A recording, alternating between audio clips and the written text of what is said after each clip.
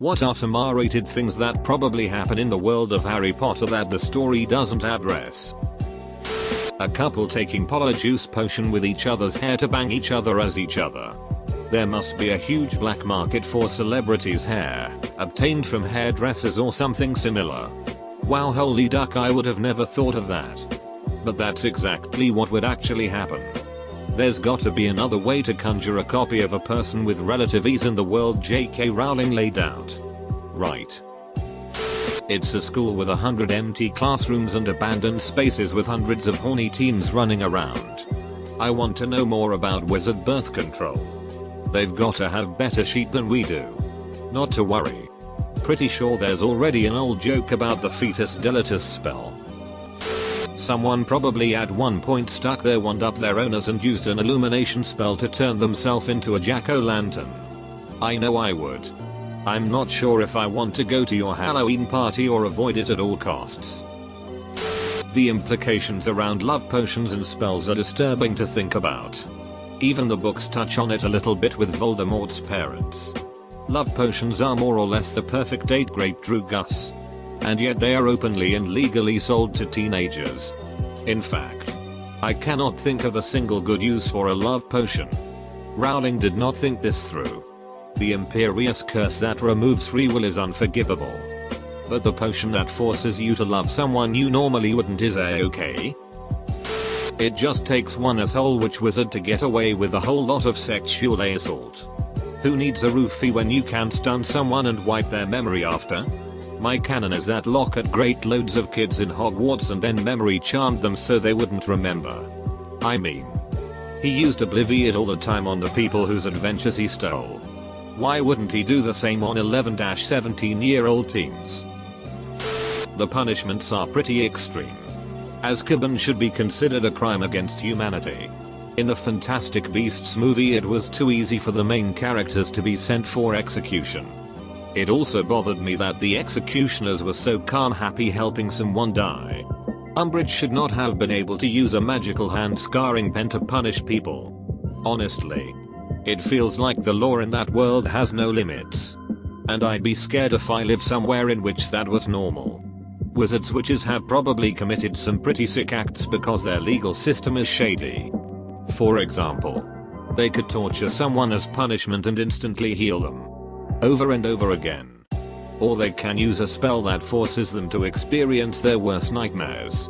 There could be people who think that a great case could be fixed by erasing the victims and the criminals' memories. And pretending that the whole event never happened. Really attractive witches wizards selling bits of their hair for use with polyjuice potion. But there are also spells to make yourself more attractive. Didn't Hermione do that with her teeth pretty early on? I think Madame Pomfrey was using a spell to shrink her teeth after Malfoy jinxed her and Hermione let them get to a more normal size before telling her to stop. Mad-Eye Moody had an eye that could literally see through people's clothes and he taught in a school with minors. Think about that. I guarantee there is at least one person out there who is addicted to Felix Felicis, the luck potion from Half-Blood Prince. I mean, if it can get you a perfect day. Don't you think there is someone out there who brews that stuff on bulk? Or even a company that just sells that? And uses it every day to try and have a perfect life? Maybe there's a rehab center or a Feliciholics Anonymous for people who are Felix Felicis addicts trying to quit, similar to actual Drew Gus in the Muggle world. What flying on a broomstick for hours on end does to a man's parts that must not be named. I wonder if Quidditch players have special protection for their little chaps. I hope so. For sure. I'm not 100% sure it's canonical. But at some point I came into possession of a real version of Quidditch through the ages. I believe it was originally written for some charity thing. Which mentions how broomsticks were in fact extremely uncomfortable until the development of cushioning charms to make things tolerable. I would imagine modern sport brooms would actually be quite comfortable. More so even than bicycle seats and such. The story of what really happened to Umbridge when she was taken by the centaurs. There's probably a wizarding college somewhere which makes the antics and hijinks in the wizarding high school look very tame. All kinds of date great spells. Abortion spells. Sobriety spells. drug trip spells, fraternity hazing rituals involving human sacrifice and conjuring demons, etc. Now I'm wondering how a movie through college years in the Harry Potter universe would be. Students hooking up. Doesn't even need to be any magic involved. Maybe someone using their potions or herbology skills to make some wizard drugus. I can see Fred and George doing this. There'd be some wicked wizard acid or something. Magic mushrooms. Memories. When you can transfer them so freely as wizards do, you can live out the sickest desires while never having to commit the crime yourself. Some of those kids were definitely masturbating to the thought of the professors. And not just the cool hot ones like Lupin or Lockhart. Someone was definitely jerking it to Hagrid at some point. Also, a lot of people are like, all those kids alone in a big castle. They were definitely having sex. But the castle is full of ghosts. I wouldn't want to be having sex if there was a chance Peeves could just float through the door. Not to mention if Snape caught you. Sure, you could go into the one bathroom where Moaning Myrtle hangs out. Because nobody goes in there. Except Moaning Myrtle is in there. She would definitely be a mood kriller. That said, I would guess there was definitely some shenanigans happening during Quidditch games and the Triwizard Tournament tasks. It doesn't sound like it was mandatory to go to those events. But everybody including the professors went.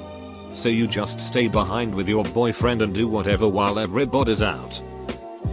I imagine the Polyjuice potion is way more popular than the book suggested. Doubtful. The book with the recipe was kept in the restricted section. And I doubt many were allowed access like Hermione was. Her use of Polyjuice is so against her public image that I don't think the teacher would suspect her of doing such a thing. In the last book, it's mentioned that many of the first year wizarding students had simply gone missing without explanation. Because of the Death Eaters on the loose. These kids are never found. It's pretty frickin' dark to imagine the Hogwarts Express getting stopped and boarded. And all the young first year students getting escorted to concentration camps. I've always wondered how many sexual mishaps Madame Pomfrey has to deal with. Like, there has to be male students who tried an engorging charm at one point or another and it backfired. What about STDs? Do wizards have different STDs? Newt Scamander said that muggles have different physiologies than wizards, in context of medications. That said, can a muggle-born introduce a new STD to the wizarding community? There has to be birth control charms or potions. As you never hear of pregnant students at Hogwarts. Is there an abortion spell potion? Is this controversial in the wizard world? Is there a spell that girls can use to intentionally stop a period? I mean, if you can magically straighten teeth or have Skello grow. I don't see it as being that far-fetched. All the weed are behind the herbology greenhouses. The popular smart kids coming to their afternoon lesson eating endless amounts of chocolate frogs and biscuits because munchies. Having to write home to get your mum to send a few more galleons because your tits have grown out of your uniform. And you're grateful the school shirts are plain white so it saves a bit of money. Kissing the cute boy from your house at the Yule Ball. Then he pressures you into going further because he's brought his wand and you were trusting enough to leave yours in your room. Being constantly terrified of being hit by some spiteful curse from behind because you're the wrong house. Racially motivated fights down the leaky cauldron. Because some idiot can't hold his mead. What continues to make my mind whirl is that we only really see the world from England's path. What's the magical community like in Russia? Australia? We get one little nod of a joke in book 4, the Salem Witches Alliance, about the US. But what about the rest? And Voldemort's rise to power was in the 50s, I believe. Shortly after some heavy shit going down in Germany. Something to do with ethnic cleansing. I believe? What did the magical community think about all that?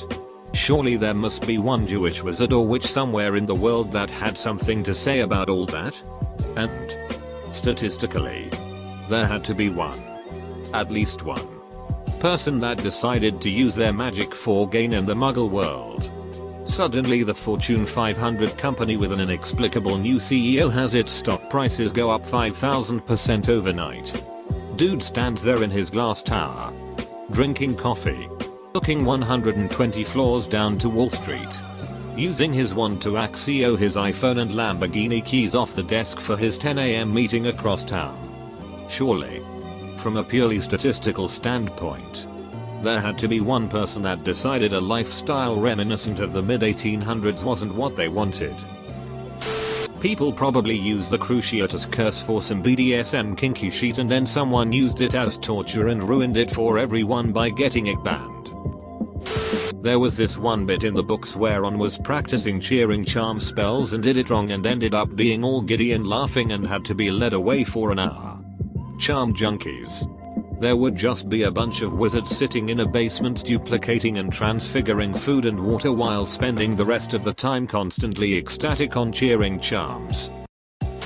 Hagrid's dad was an exceptionally short man who nailed a violent 20-foot tall near human. Giant and pretty. Based on the description of Grawp, they look like enormous hairless apes. There are always people out there. Some guys like them thick. Some like them thin, while others want to experience death by snoo. Probably some ducking while under the effects of a levitation spell. On the more gory side, Rowling has never fully explained how someone makes a Horcrux, and she has actually refused to tell the public.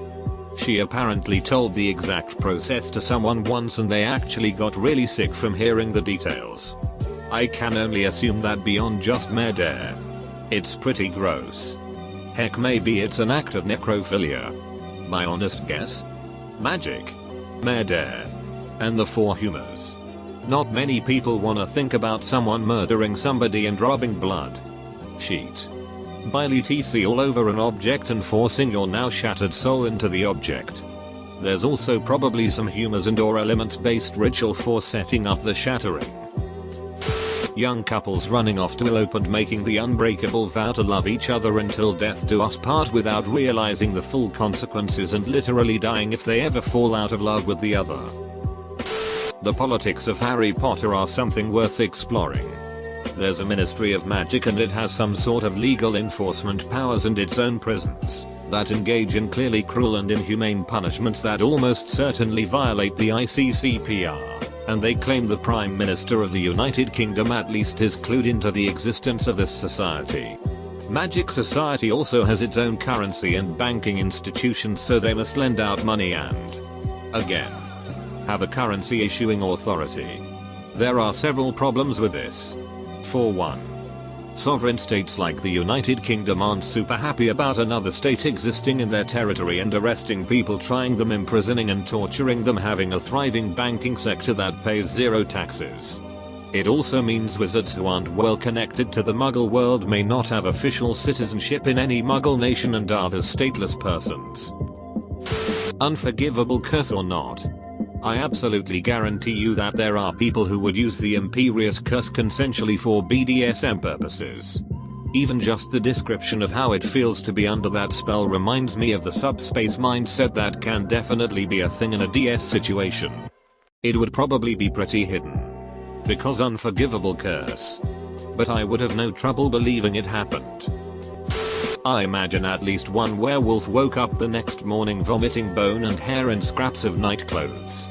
Then saw that the cage was one charm shy of protecting their loved ones. Then healed themselves. Harry and Hermione spent an awful lot of time in the Deathly Hallows alone. Sleeping together in a tent. And both in very vulnerable emotional places. Spells can make things explode. No doubt a wizard or two has exploded from an accident or in a duel battle. Or like the flying shards of glass from that fight between Dumbledore and Voldemort at the Ministry of Magic. People just cut to pieces and stabbed to death by flying silverware. But a beer is only like 2% alcohol, right? Are students smuggling in other types of booze? What's the drinking age for the wizarding world? Surely some of the kids are involved with Drugus too. Whoa, you made it to the end? You're a ducking beast. I'll cut you a deal. Smash like and subscribe for more curated content. It's free and that's a great price.